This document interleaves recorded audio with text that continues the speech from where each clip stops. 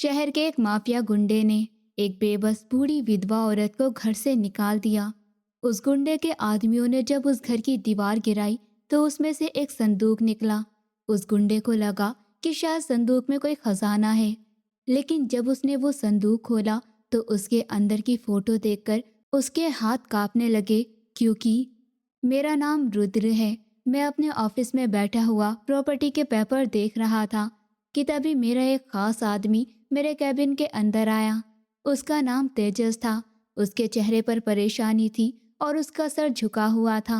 मैं उसको देखकर समझ गया था कि ज़रूर कोई परेशानी वाली बात है।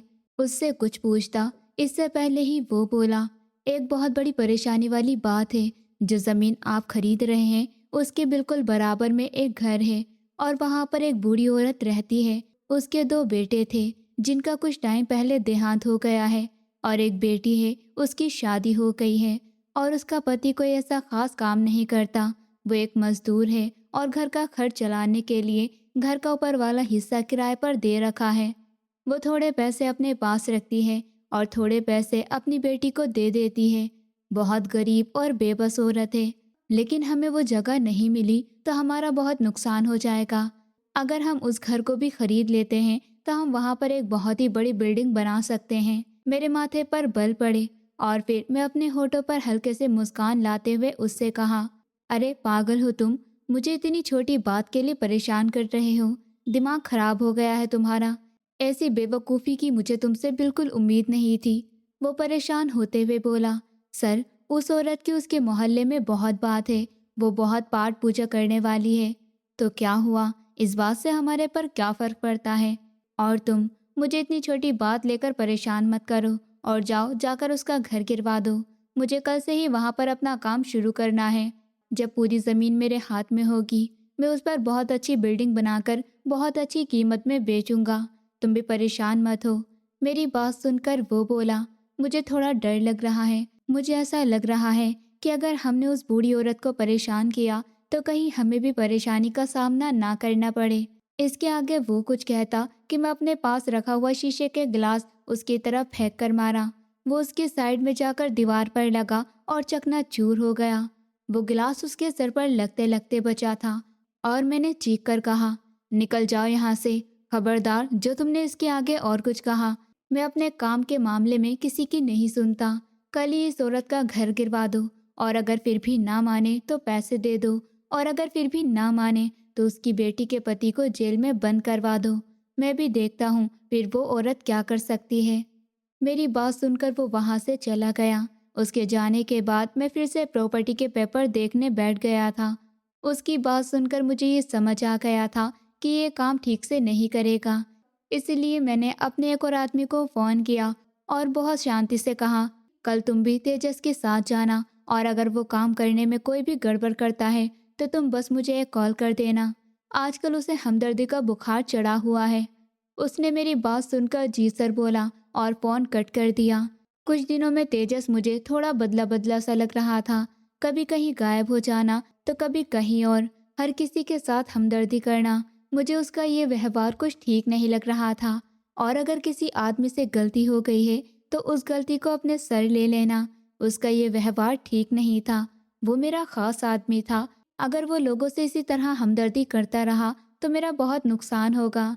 ये बात मुझे थोड़ा परेशान कर रही थी। बहुत देर तक मैं इस बारे में सोचता रहा।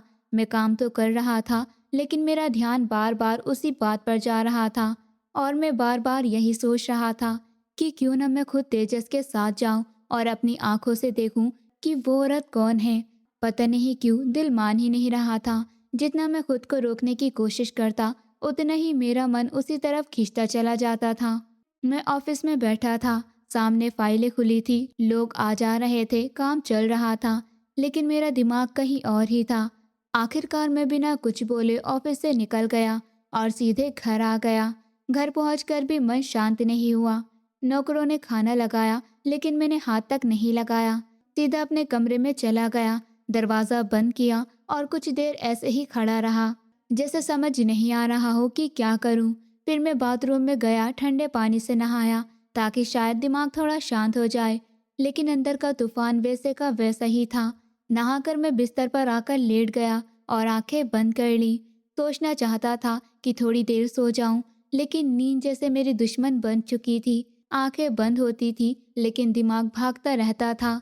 जब से मैंने ये रास्ता चुना था, जब से मैं उस दुनिया में गया था जहाँ लोग मुझे देखकर डरते हैं, जहाँ मेरा नाम सुनते ही लोग कांप जाते हैं, तब से मेरी नींद जैसे मुझसे छिन गई थी। लोग मुझे ताकतवर कहते थे, जालिम कहते थे कि मैं किसी पर रहम नहीं करता। लेकिन सच ये था कि मैं अंदर से हमेशा बेचैन रहता था। रातें मेरे लिए सबसे मुश्किल होती थी। हर रात लंबी लगती थी और हर मिनट भारी लगता था। मैंने डॉक्टर को भी दिखाया था, बड़े बड़े लोगों से मिला था, सबने यही कहा था कि काम कम करो, थोड़ा दूर रहो इस सब से। लेकिन मैं जानता था अगर मैं पीछे हटा तो लोग मुझे कुचल देंगे। इस दुनिया में जो रुका वो खत्म हो गया और मैं खत्म नहीं होना चाहता था। मैं ऊपर रहना चाहता था, सबसे आगे, सबसे ताकतवर। इसलिए मैंने खुद को उसी आग में झोंक दिया था।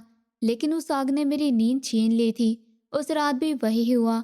मैं बिस्तर पर लेटा रहा, करवटें बदलता रहा, लेकिन नींद नहीं आई। आखिरकार मैं उठकर बालकनी में चला गया। रात का सन्नाटा था, आसमान साफ था, तारे चमक रहे थे।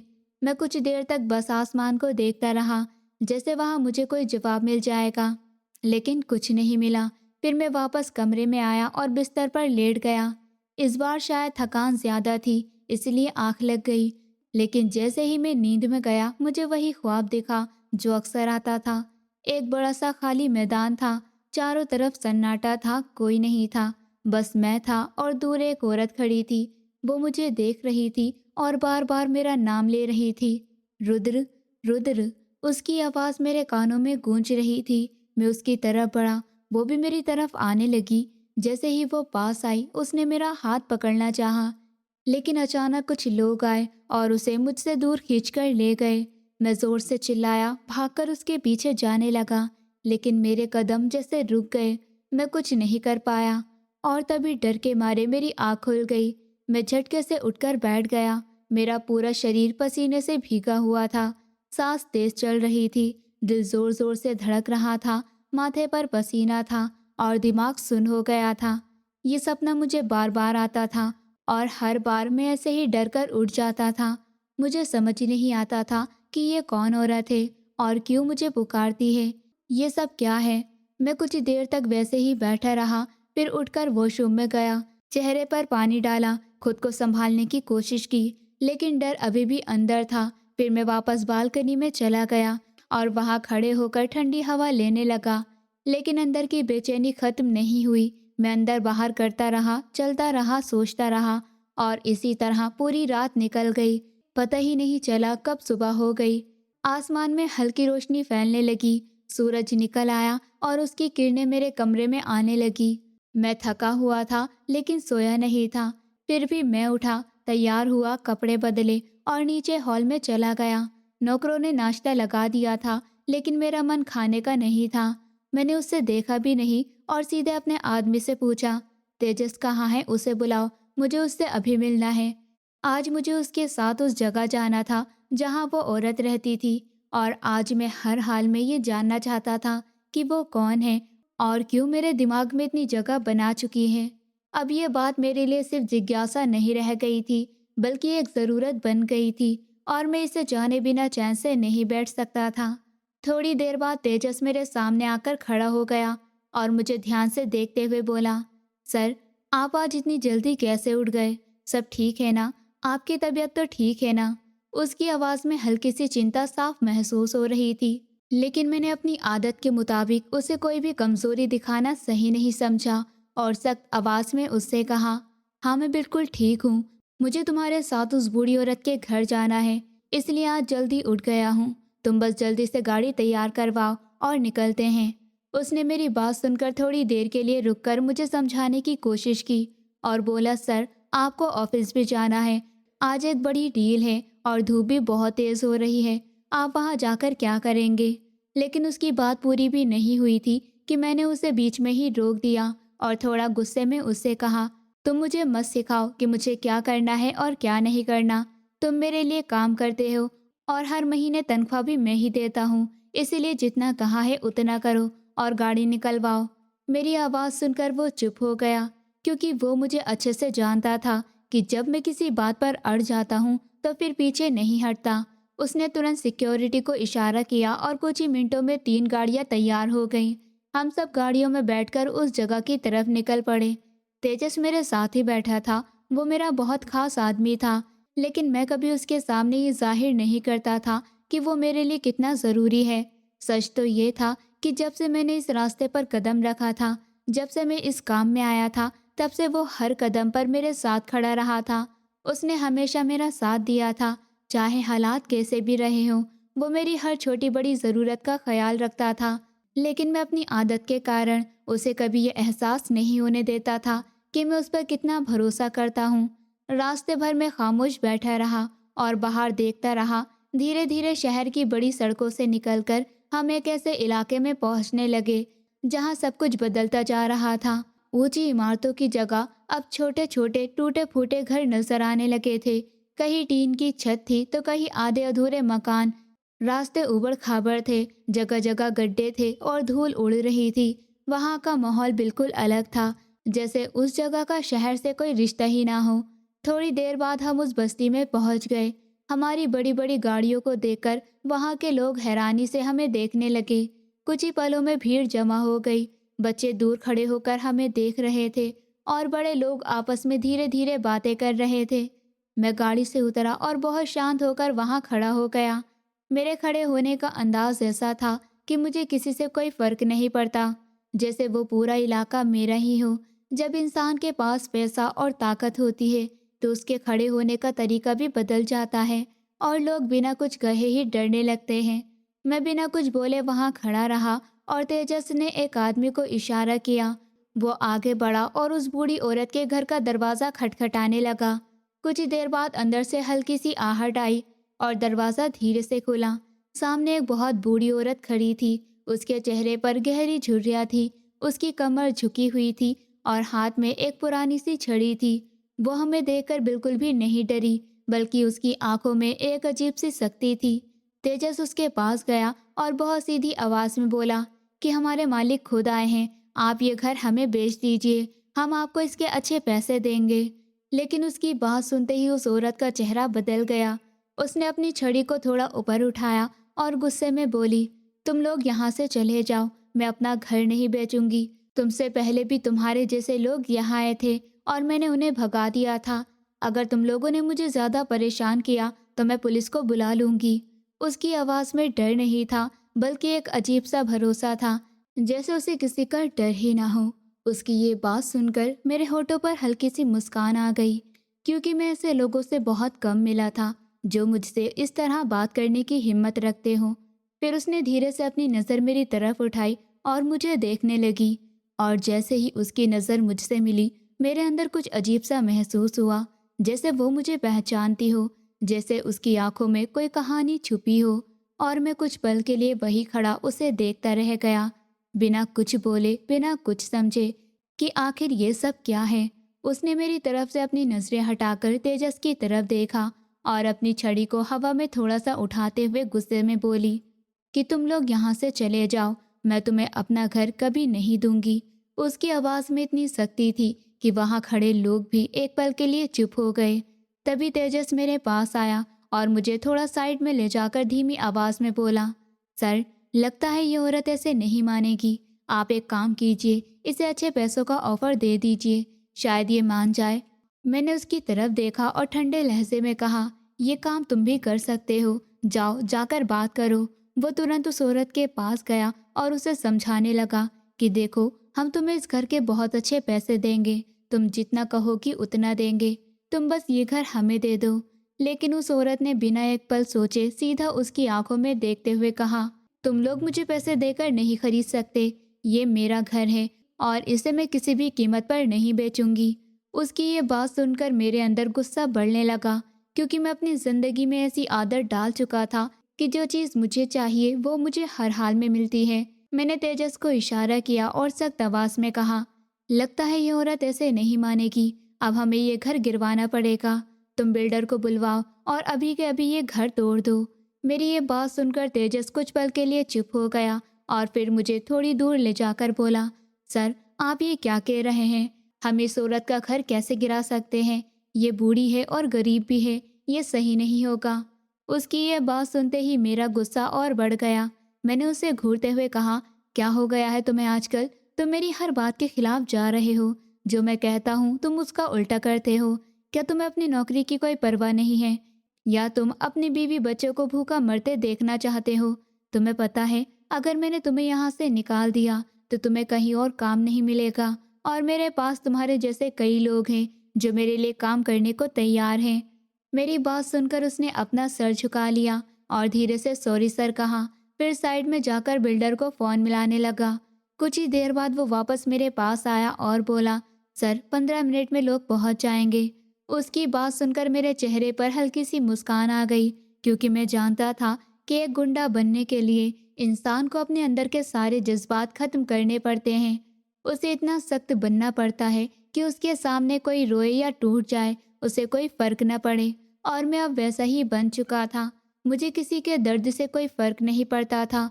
मुझे बस अपना काम पूरा करना था। मुझे वो ज़मीन चाहिए थी और वहाँ एक बड़ी इमारत खड़ी करनी थी। लेकिन तेजस फिर भी चुप नहीं रह पाया। वो मेरे पास आकर फिर बोला, सर मुझे लगता है कि आपको एक बार खुद उससे बात करनी चाहिए। शायद वो आपकी बात मान जाए। अगर आप उसे और ज़्यादा पैसे ऑफर करेंगे तो शायद वो घर छोड़ दे। उसकी बात सुनकर मैंने एक गहरी सांस ली और उस औरत की तरफ बढ़ गया। वो उस समय आसपास खड़े लोगों से बात कर रही थी और उनसे मदद मांग रही थी। जैसे ही मैं उसके सामने पहुंचा, मैंने शांत लेकिन साफ आवाज में कहा, देखो तुम्हारा ये छोटा सा घर है।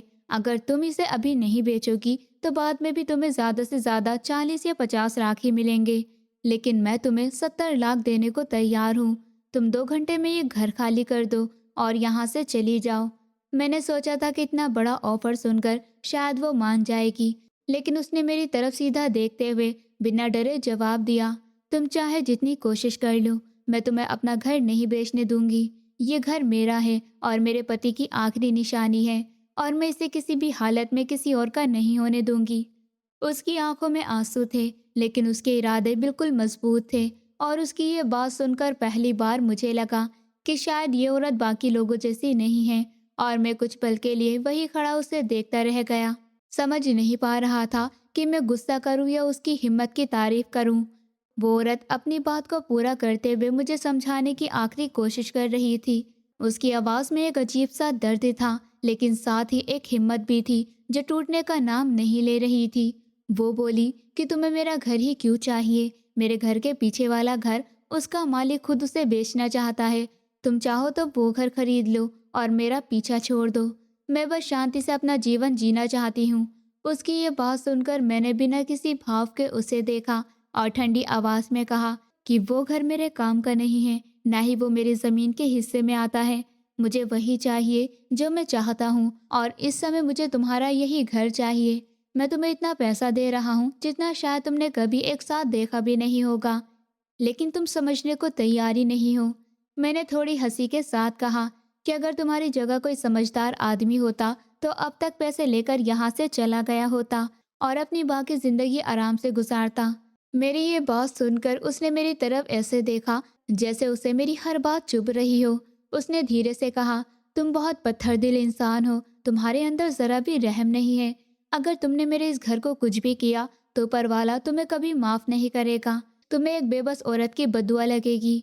उसकी आवाज़ कांप रही थी, लेकिन उसके शब्द बहुत मजबूत थे। मैं उसकी बात सुनकर हल्का सा मुस्कुराया और बोला, तुम्हारी इन बातों का मुझ पर कोई असर नहीं होता। तुम चाहे जितना बोल लो, मुझे फर्क नहीं पड़ता। मैं वही करूँगा जो मैं चाहता हूँ। और अब तुम अपनी आंखों से देखना कि तुम्हारा ये घर कैसे गिरता है। सच ये था कि मैं उस वक्त पूरी तरह से अपने घमंड में था। मुझे किसी की भावनाओं की कोई कीमत नहीं थी। वो औरत मेरी बात सुनकर वहीं बैठ गई। उसने अपने सर पर हाथ रख लिया और रोने लगी। उसके रोने की आवाज़ धीरे धीरे तेज होती जा रही थी और आसपास खड़े लोग भी उसे देखकर दुखी हो रहे थे, लेकिन कोई भी मेरे सामने कुछ कहने की हिम्मत नहीं कर रहा था। वो रोते हुए मुझसे कहने लगी कि तुम मेरे साथ बहुत गलत कर रहे हो। ऊपर वाला सब देख रहा है। मैंने कभी किसी का बुरा नहीं किया। मैंने हमेशा मेहनत से जिंदगी बिताई है। मुझे भरोसा है कि ऊपर वाला मेरे साथ भी अन्याय नहीं होने देगा। उसकी ये बात सुनकर मैंने उसे घूरते हुए कहा, मैं भी देखता हूँ कि आज तुम्हारा ऊपर वाला क्या कर लेता है। मेरी ये बात सुनकर कुछ लोग आपस में धीमी आवाज में बातें करने लगे, लेकिन कोई भी आगे नहीं आया। वो औरत कुछ देर तक रोती रही, फिर उसने अपने आंसू पोंछे और धीरे धीरे उठकर फिर से खड़ी हो गई। उसकी आंखों में अब डर कम और जिद ज्यादा दिख रही थी, जैसे उसने ठान लिया हो कि चाहे कुछ भी हो जाए वो अपना घर नहीं छोड़ेगी। तभी तेजस ने मुझे इशारे से बुलाया और थोड़ा साइड में ले जाकर बोला, सर, मुझे लगता है हमें थोड़ा रुक जाना चाहिए, या फिर हमें इसकी बेटी से बात करनी चाहिए। वो समझदार है, हो सकता है वो इस बात को समझ जाए और हमें बिना किसी परेशानी के ये घर मिल जाए। अगर आप कहें तो मैं कल ही जाकर उससे बात कर लूं। उसकी ये बात सुनकर मेरा गुस्सा और बढ़ गया। मैंने उसे गुस्से से देखा और कहा, तुम्हें जितना कहा गया है तुम उतना ही करो, ज्यादा समझदार बनने की कोशिश मत करो। अगर तुमने अब एक शब्द भी और कहा तो मैं तुम्हें नौकरी से निकाल दूंगा। तुम्हें समझ में नहीं आता कि मैं क्या चाहता हूँ। मैंने उससे पूछा कि बिल्डर कहाँ तक पहुँचे। उसने तुरंत कहा, सर, बस आने ही वाले हैं, और सर झुकाकर सॉरी कहा। उसकी हालत देखकर मुझे थोड़ी हैरानी भी हो रही थी। मैं मन ही मन सोच रहा था कि अचानक इतना बदल क्यों गया है, इसे लोगों के लिए इतनी हमदर्दी क्यों हो रही है। अगर इसे गरीबों से इतना ही लगाव है तो ये मेरे साथ क्यों काम कर रहा है। लेकिन मैंने अपने मन में सवालों को वही दबा दिया और वापस उसी जगह खड़ा हो गया जहाँ से सब कुछ साफ दिख रहा था। तभी दूर से गाड़ियों की आवाज आने लगी और कुछ ही पलों में बिल्डर की गाड़ियां उस बस्ती में आकर रुक गई। धूल उड़ती हुई चारों तरफ फैल गई और वहां खड़े लोग डर के मारे एक दूसरे को देखने लगे। माहौल पूरी तरह बदल चुका था। अब सबकी नजरें मेरी तरफ थी और उस बूढ़ी औरत की तरफ जो अभी भी अपने घर के सामने खड़ी थी। उसकी आंखों में डर भी था और उम्मीद भी, जैसे वो आखिरी पल तक किसी चमत्कार का इंतजार कर रही हो। लेकिन मैं अपने फैसले पर अड़ा हुआ था।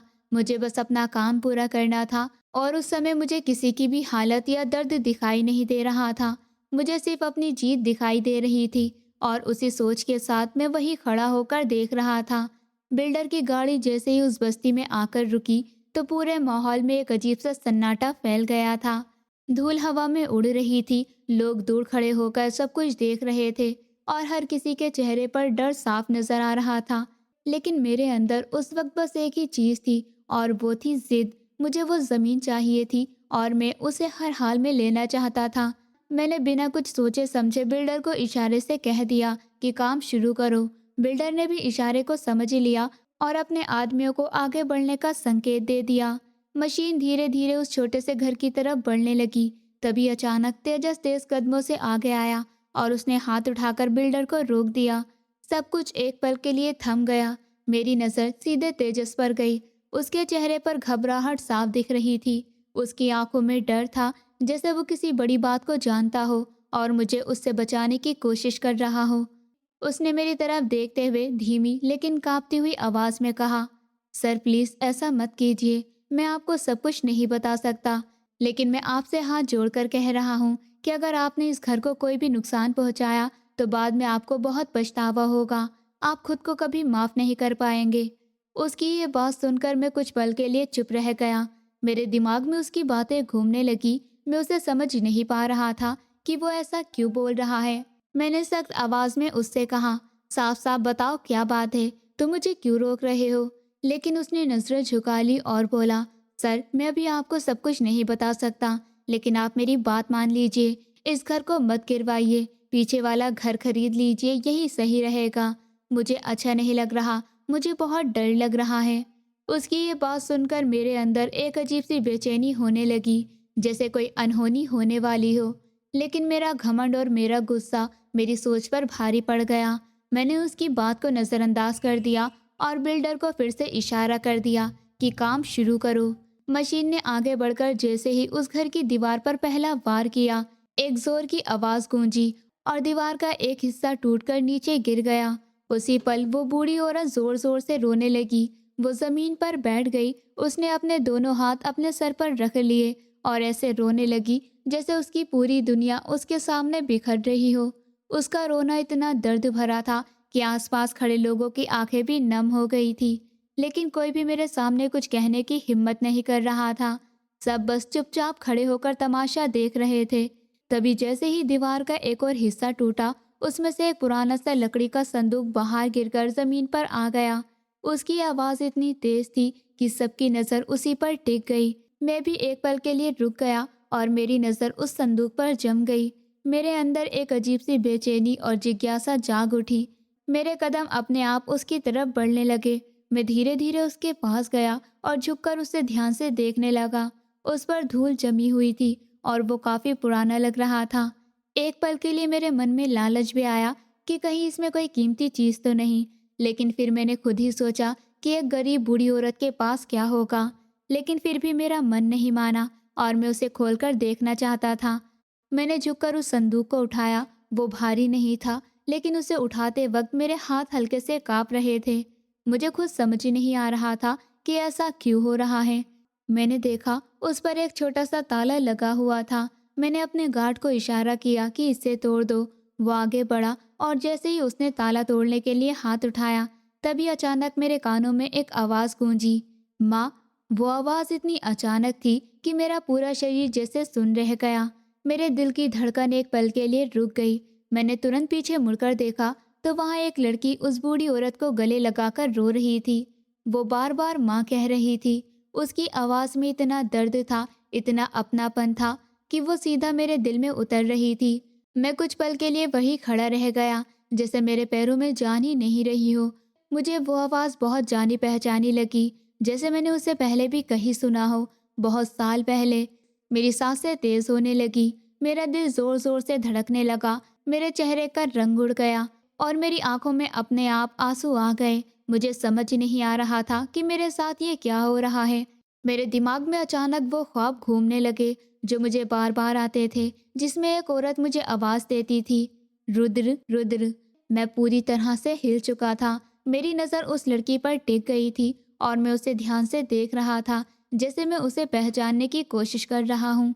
मेरा दिल कह रहा था कि ये कोई अनजान नहीं है, इसका मेरे अतीत से कोई रिश्ता है। तभी तेजस धीरे से मेरे पास आया और बोला, सर, मैंने आपसे कहा था ना कि ऐसा मत कीजिए, लेकिन आपने मेरी बात नहीं मानी।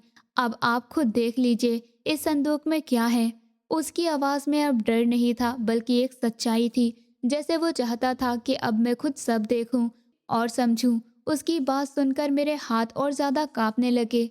मेरा दिल डर और बेचैनी से भर गया। अब मेरे अंदर एक डर भी था और एक बेचैनी भी कि आखिर इस संदूक में ऐसा क्या है और क्यों ये सब कुछ मुझे इतना परेशान कर रहा है। मैं धीरे धीरे नीचे झुका और मेरी नज़र उस संदूक पर टिक गई, जैसे उसमें कोई ऐसा राज छुपा हो जो मेरी पूरी जिंदगी बदलने वाला हो।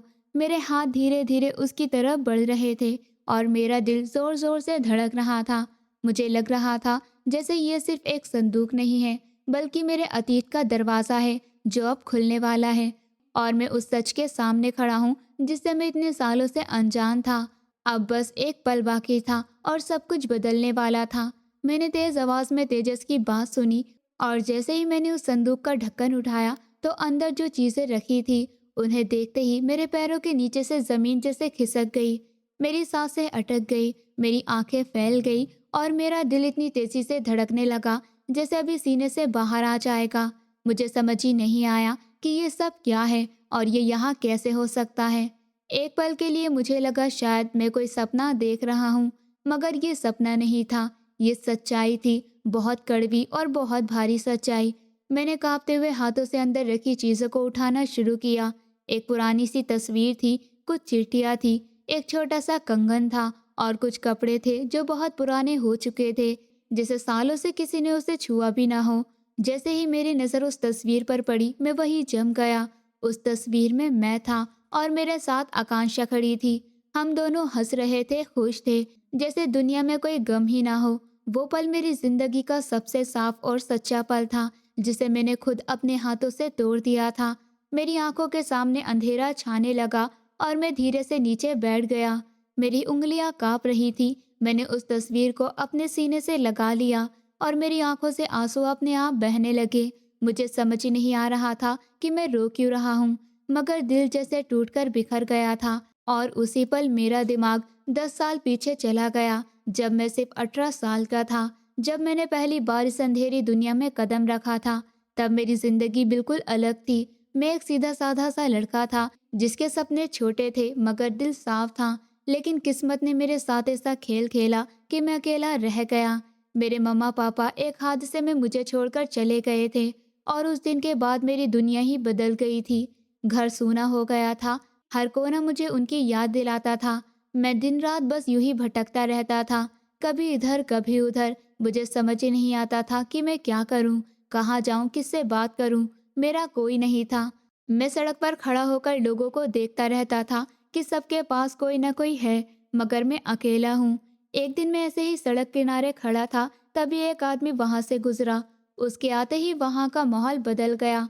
लोग उसे देखकर डरने लगे, कुछ लोग झुककर उसे सलाम कर रहे थे, कोई उसकी बात काटने की हिम्मत नहीं कर रहा था।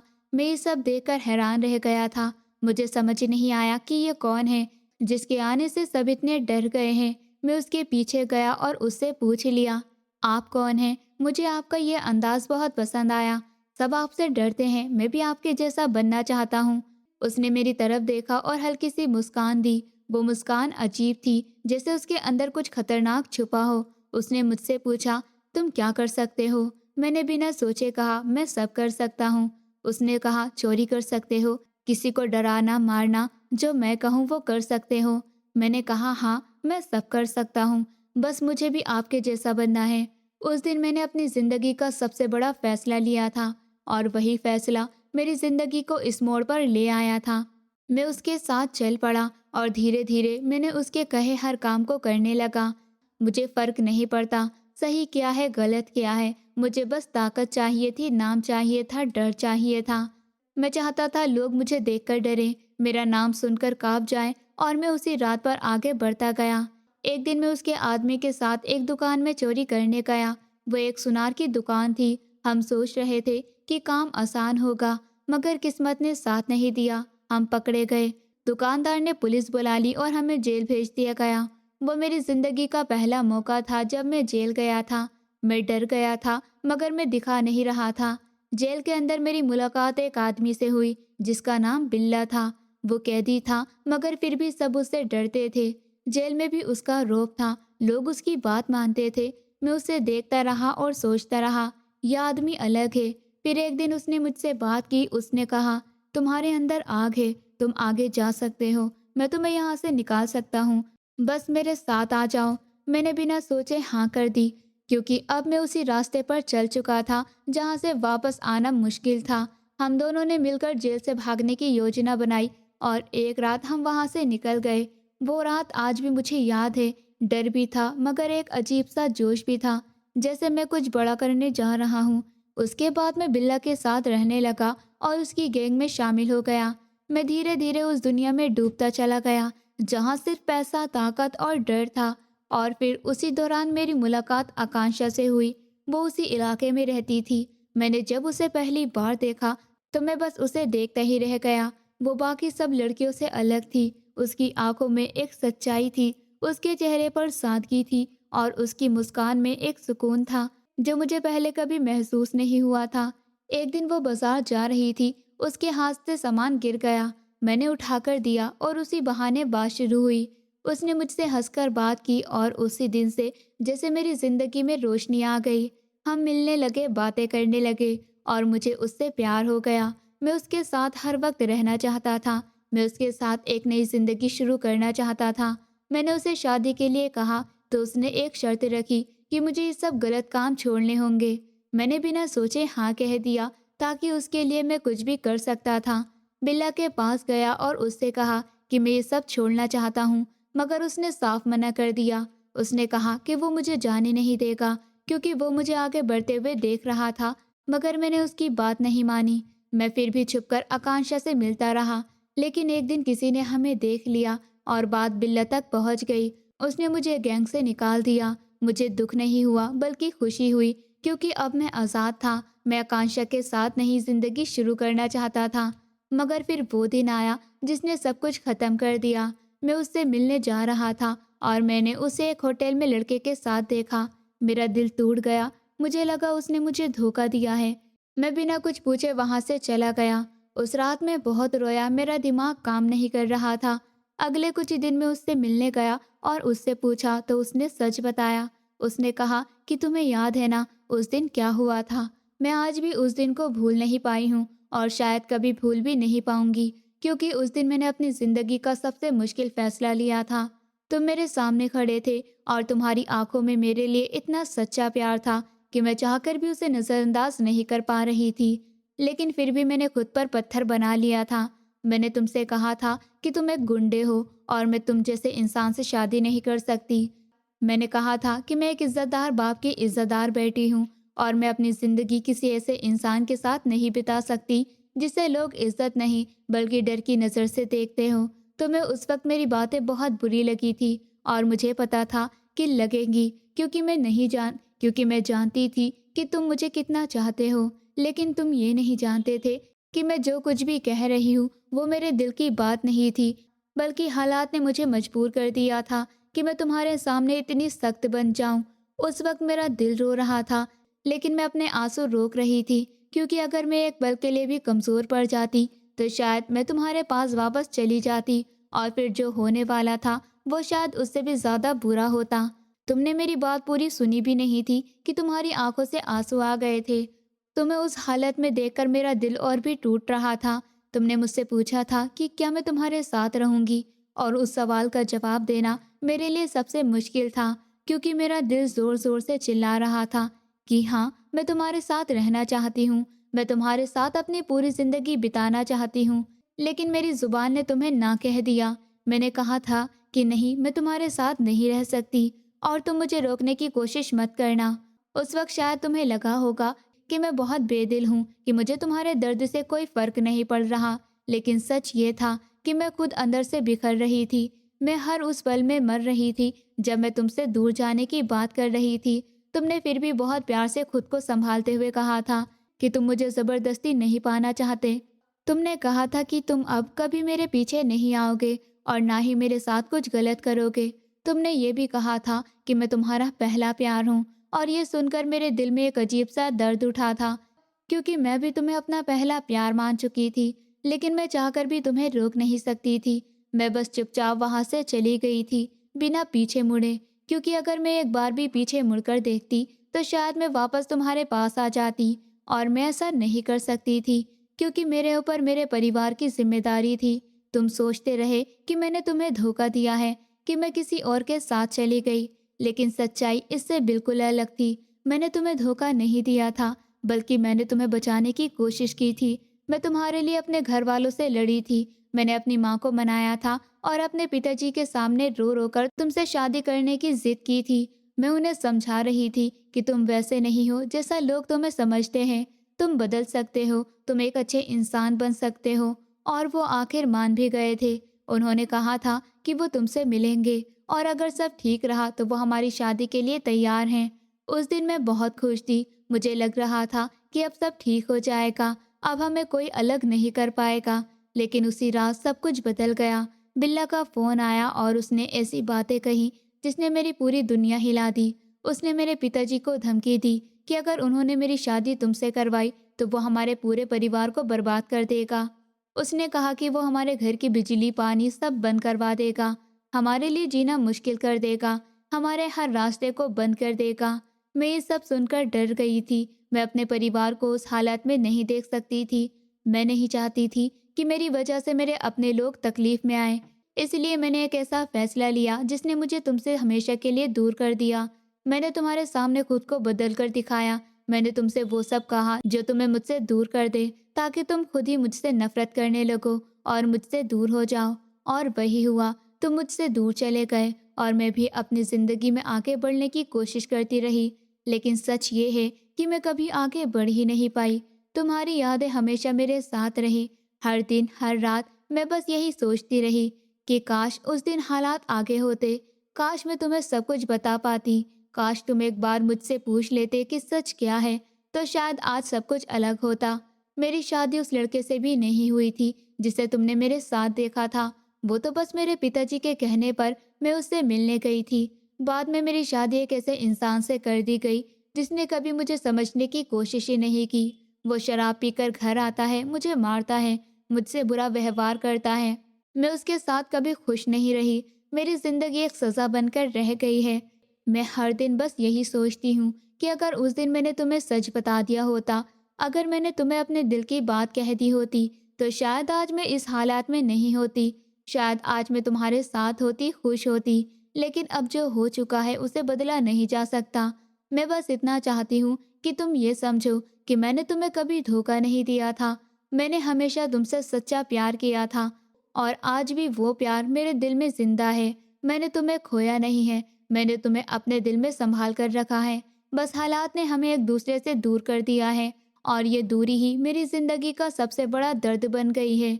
उसकी ये बातें सुनकर मेरी आंखों से अपने आप आंसू बहने लगे थे। मैं वही खड़ा था जैसे मेरे पैरों में बिल्कुल भी जान नहीं बची हो। मेरे अंदर एक अजीब सा सन्नाटा छा गया था। मुझे समझ ही नहीं आ रहा था कि ये जो कुछ मैं सुन रहा हूँ ये सच है या मैं कोई सपना देख रहा हूँ। इतने सालों बाद वो मेरे सामने खड़ी थी और आज पहली बार मुझे उसकी हर बात के पीछे छुपा हुआ सच समझ आ रहा था। मेरा दिल बहुत जोर से धड़क रहा था, जैसे सीने से बाहर निकल आएगा।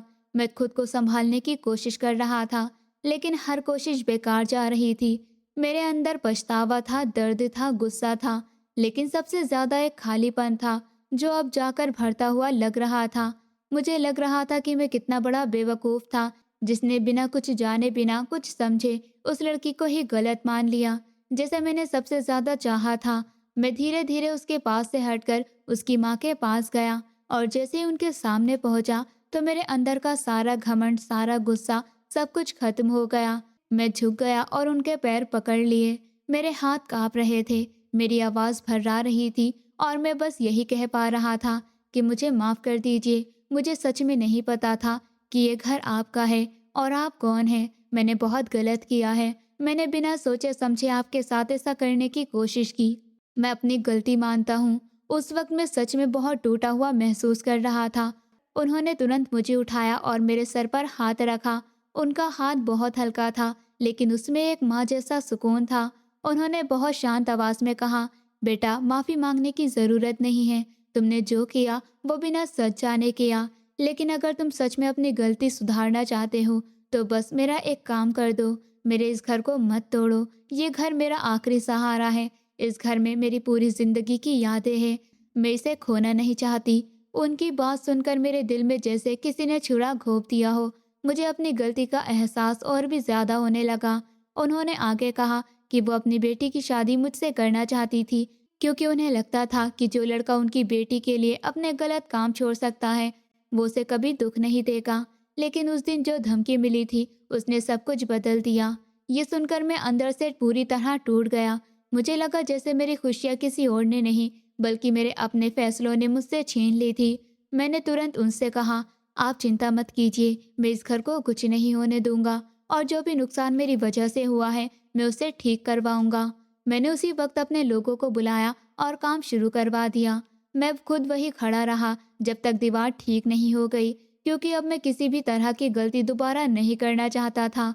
उसके बाद मैं धीरे धीरे आकांक्षा के पास गया। वो थोड़ी दूर खड़ी थी, उसकी आंखें लाल थी और वो बहुत थकी हुई लग रही थी, जैसे उसने बहुत कुछ सहा हो। मैं उसके सामने जाकर कुछ पल चुप रहा क्योंकि मेरे पास शब्द ही नहीं थे।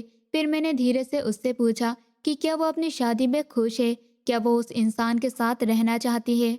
उसने मेरी तरफ देखा और उसकी आंखों में इतना दर्द था कि मैं नजरें नहीं मिला पाया। उसने बिना कुछ छुपाए कहा कि नहीं, वो उस इंसान के साथ नहीं रहना चाहती। वो उसे मारता है, उसे समझता नहीं है, उसके साथ बहुत बुरा व्यवहार करता है।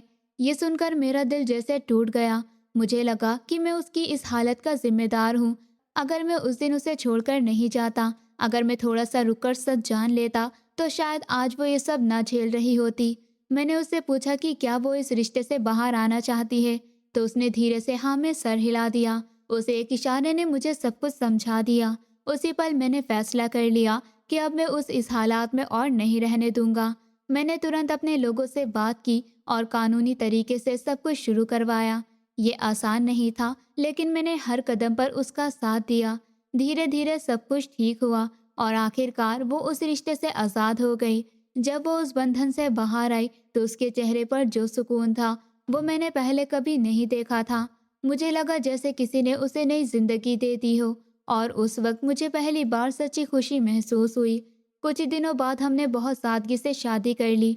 ना कोई शोर, ना कोई दिखावा, बस दिल से किया गया एक वादा। मैं उसे अपने घर लेकर आया, लेकिन इस बार मेरा घर पहले जैसा नहीं था। अब उस घर में सुकून था, अपनापन था, और सबसे ज़रूरी वो थी, मैं उसके साथ हर पल जीने लगा। उसकी हर छोटी छोटी बात का ख्याल रखता। उसकी मुस्कान मेरे लिए सबसे कीमती चीज़ बन गई थी। मैं अब पहले जैसा इंसान नहीं रहा था। मैंने धीरे से अपने सारे गलत काम छोड़ दिए, क्योंकि अब मुझे समझ आ गया था कि असली ताकत क्या होती है, असली खुशी क्या होती है। मैंने बिल्ला से भी इस बारे में बात की। मैंने उससे कहा कि उसने मेरे साथ बहुत गलत किया है। उसने मुझे मेरे प्यार से दूर कर दिया था। अगर वो उस दिन हमें धमकी ना देता तो मेरी जिंदगी इतनी बिखरती नहीं। उसने अपने हिसाब से जवाब दिया कि उस समय उसके लिए काम ज़्यादा ज़रूरी था, और अगर मैं चला जाता तो मैं आज यहाँ तक नहीं पहुँचता। उसकी बात सुनकर मुझे समझ आया कि हर इंसान अपनी जगह सही होता है, लेकिन मैंने अपना रास्ता चुन लिया था। अब मुझे ना डर चाहिए था, ना ताकत। बस मुझे अपनी ज़िंदगी अपने तरीके से जीनी थी। तेजस ने भी हर कदम पर मेरा साथ दिया। उसने मुझे कई बार समझाया, और आखिर में उसने भी कहा कि अब मुझे अपनी ज़िंदगी पर ध्यान देना चाहिए, और मैं वही कर रहा था। इतने सालों में मैंने बहुत दर्द देखा था, बहुत कुछ खोया था, लेकिन अब मुझे लग रहा था कि शायद ऊपर वाले ने मुझे एक और मौका दिया है। मैंने हमेशा सच्चा प्यार किया था, और शायद उसी का फल था कि इतने सालों बाद भी वो मुझे वापस मिल गई। अब मैं हर दिन उसके साथ बिताता था, और हर रात सोने से पहले ऊपर वाले का शुक्र करता था कि उसने मुझे मेरी जिंदगी वापस दे दी। अब मुझे किसी चीज़ की कमी नहीं थी, क्योंकि मेरे पास वो थी जिसके बिना मैं अधूरा था। और अब पहली बार मुझे लगा कि मैं सच में जी रहा हूँ, ना कि सिर्फ सांस ले रहा हूँ। अब मेरी जिंदगी में सुकून था, अपनापन था, और वो प्यार था जिसके लिए मैंने इतना सब कुछ सहा था। और अब मैं बस यही चाहता था कि ये सब ऐसे ही चलता रहे, और मैं कभी भी उसे खोने की गलती दोबारा ना करूं। दोस्तों, उम्मीद करती हूँ आपको हमारी कहानी पसंद आई होगी। कहानी पसंद आई है तो वीडियो को लाइक करें, चैनल पर नए हैं तो चैनल को सब्सक्राइब करें, और हाँ, नोटिफिकेशन बेल को ज़रूर दबाएं ताकि अगली अपडेट सबसे पहले आपको मिले।